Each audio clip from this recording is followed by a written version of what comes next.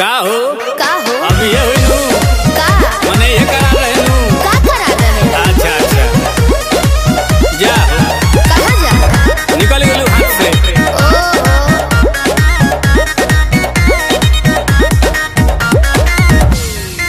कि सभे पावे तोर फंड सरकारी रे बोलू कहिया हमारे आई बारी रे अरे लाइन में खड़ा भोले भोले गोड़ दुखा गई कि सभे पावे तोर फंड सरकारी रे बोलू कहिया हमारे आई बारी रे के कोनो बताया उहे बटकाया नया महसूस करबे ए कही चीज हुइया पा का बोलू कितना के खुश करबे अरे के कह के कर मन रखबे बोलू के मायूस करबे आज सबके ठेका ले लेबनी का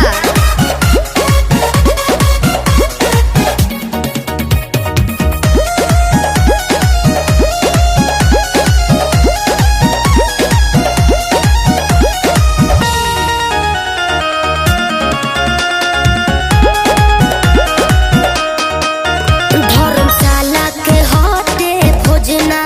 तो ये स्पेशल चलत बा योजना बटे ऑफर सीमित समय के मौका मिलेला वही सन रोजना अरे त हम पास रही पानी पी लो हम कहिए से लाइन में बानी तोरी योजना के लाभ कब मिली बोलू कहिया हमारी हिक भरी कब भर पेट खा के जुड़ाईब कहतन सोच रे होई जइबे गच जब हाथ से पूछ करबे ए कही चीज हुइया पा बोलू कितना के खुश करबे अरे के कह के कर मन रखबे बोलू के मायूस करबे जेकर नसीब खराब होई